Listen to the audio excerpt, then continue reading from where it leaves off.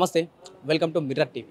Right, మనం గత కొన్ని రోజులుగా చూస్తున్నాం ఏ పథకాలైనా ఎక్కడికక్కడ ఆగిపోయినాయి. ప్రస్తుతం ఈరోజు రాకేష్ రెడ్డి గారు బీఆర్ఎస్ నేత తెలంగాణ పూర్తిగా ఆర్థిక సంక్షోభంలోకి వెళ్ళిపోతుందని చెప్పేసి బలమైన వ్యాఖ్యలు చేసి నిజంగా తెలంగాణ పూర్తిగా ఆర్థిక సంక్షోభంలోకి వెళ్తుందా అనే విషయాలు మనం మాట్లాడి తెలుసుకునే ప్రయత్నం చేద్దాం.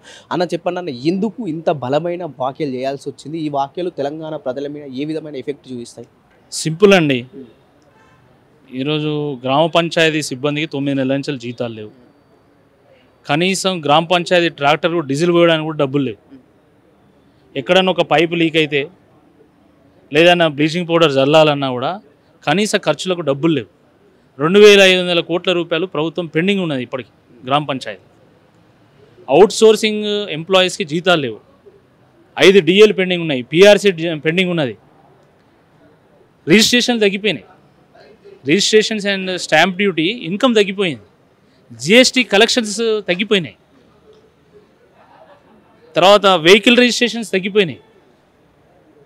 మొత్తము 10 లక్షల రిజిస్ట్రేషన్లు అయితే గత సంవత్సరము ల్యాండ్ రిజిస్ట్రేషన్స్, ఈ సంవత్సరం 9 లక్షల రిజిస్ట్రేషన్లు జరిగినాయి ఇప్పటివరకు. సుమారుగా ఒక సెప్టెంబర్ నెలలోనే 300 కోట్ల రూపాయల స్టాంప్స్ అండ్ రిజిస్ట్రేషన్స్ ఇన్కమ్ తగ్గిపోయింది.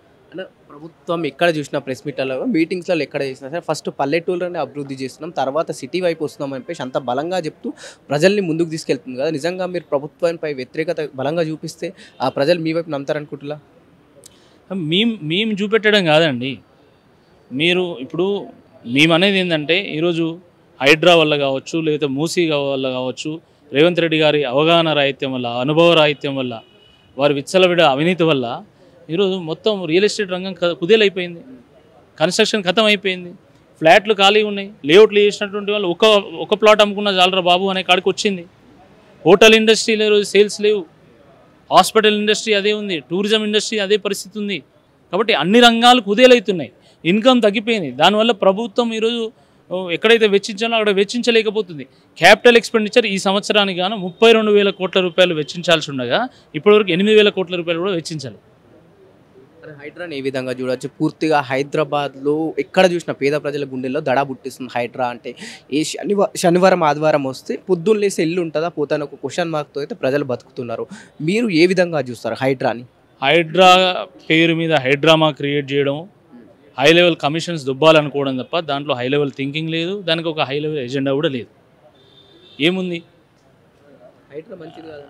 ఎట్లా మంచిది అవుతుంది నేను అంటున్నా. ఇప్పుడు మేము చెరువులను రక్షించాలా, కుంటలను రక్షించాలంటే దానికి మేము వ్యతిరేకం కాదు. కానీ ఆ చెరువు పక్కన పట్టాభూములలో మీ ప్రభుత్వం అనుమతిస్తే ప్రజలు ఇల్లు కట్టుకున్నారండి. నువ్వు ఎట్లా కూలుస్తావు? అచ్చా, నువ్వు కూల్చాలనుకున్నప్పుడు మార్కెట్ రేటుకు దాన్ని ఎక్వైరీ చేయి. ఇప్పుడు ఒక హైవేకి మనం ఎక్వైరీ చేస్తాం, లేదా ఒక R&B రోడ్కు మనం ల్యాండ్ ఎక్వైరీ చేస్తాం. అట్లనే చెరువుల చుట్టూ ఉన్నటువంటి ఈ పట్టా భూములలో ఇల్లు కట్టుకుంటే, అనుమతులతో ఇల్లు కట్టుకుంటే వాళ్ళ భూమిని నువ్వు ఎక్వైరీ చేయి. మార్కెట్ రేటు ప్రకారం నష్టపరిహారం వాళ్ళకి చెల్లించు. అట్లా నువ్వు చేయాలి. కానీ ఏకాఏకన అర్ధరాత్రి వచ్చి నేను మొత్తం కూలుస్తాను. నువ్వేవాడు ప్రజల సంపాదన కొల్లగొట్టడానికి?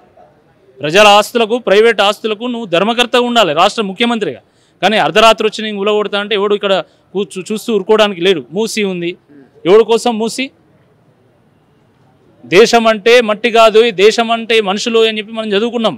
ఏ అభివృద్ధి అయినా కూడా మనుషుల కోసం ఉండాలా. ఎవరి కోసం సుందరీకరణ నాకు అర్థం కాదు. మీరు వ్యతిరేకిస్తున్నా మూసీ సుందరీకరణని? 100% వ్యతిరేకిస్తామండి.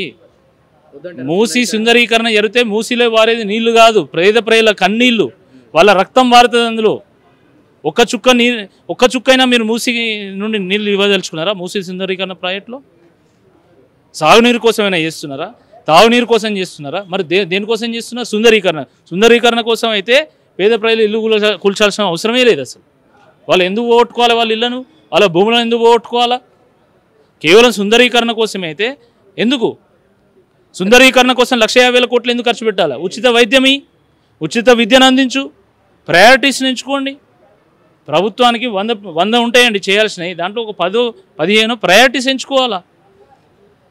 మూసీ సుందరీకరణ వల్ల ఎవరైతే ఇల్లు కూలిపోయిన వాళ్ళకి, ఈ ఇల్లు డిమాలిష్ చేసిన వాళ్ళకు డబుల్ బెడ్రూమ్ ఇస్తాం, ప్రతి ఒక్కరికి 25,000 చొప్పున ఇస్తామని చెప్పేసి రేవంత్ రెడ్డి గారు బలంగా ప్రస్తావించగా దీనిపైన మీ ఒపీనియన్ ఏంటి? మొన్న మనం మూసీ పరివాహక ప్రాంతంలో కేటీఆర్ గారితో వెళ్ళాం, కిషన్ బాగ్కి వెళ్ళాం. ఒక గజం 150,000 2 లక్షల రూపాయలండి. ఒక ఫ్లాట్ అపార్ట్మెంట్లో ఒక ఫ్లాట్ కొంటే 2 కోట్ల రూపాయలు. ఇప్పుడు నువ్వు వాళ్ళని పోయి డబుల్ బెడ్రూమ్ ఇల్లు ఉండమంటావా? వాళ్ళు పైసా కూడబెట్టి ఎంతో శ్రమ చేసి వాళ్ళ పిల్లల భవిష్యత్తు కోసం వాళ్ళు 200 గజాలు 300 గజాలు ఆడ కొనుక్కొని ఇల్లు నిర్మాణం చేసుకుంటే వాళ్ళ సంపద నువ్వు కుల్లగొట్టి వాళ్ళని పోయి నువ్వు డబుల్ బెడ్రూమ్లు ఉన్నామంటావా? మరి వాళ్ళు కట్టిన ట్యాక్స్ ఎడికి పోవాలి? వాళ్ళ ల్యాండ్స్ వాళ్ళ ఫ్లాట్స్ అవన్నీ కూడా 10 సార్లు 20 సార్లు రిజిస్ట్రేషన్ అయినాయి కదా, మరి ఇంత ట్యాక్స్ కట్టింది కదా ప్రభుత్వానికి, అవన్నీ వెనక్కిస్తావా? ఆ ట్యాక్సే వాళ్ళు ఆ రోజు భూములలో ఇన్వెస్ట్ చేసి ఉంటే, ఎక్కడో వ్యవసాయ భూమి ఇంకేదైనా కొనుక్కుంటే ఈరోజు 10 రెట్లు 20 రెట్లు అవు. మరి ఆయన నువ్వు కల్పిస్తావా, సమకూరుస్తావా? అంటే ఈ దిక్కుమాలిన ఆలోచన చేసే బదులు ఫస్ట్ దేనికోసం ప్రాజెక్టు చేస్తున్నావు, ఎంత ఖర్చు పెట్టాలి? కేవలం సుందరీకరణ కోసమే అయితే ఇల్లు ఎందుకు ఉలగొడుతున్నావు? అంటే వాళ్ళ ఇల్లు ఉలగొట్టి నువ్వు ప్లాజాలు తీసుకొచ్చి పెడతావు, పార్కులు కడతావు, ఎంటర్టైన్మెంట్ రిక్రియేషన్ జోన్స్ కడతావా నువ్వు? Not at the cost of the people. We will definitely oppose it.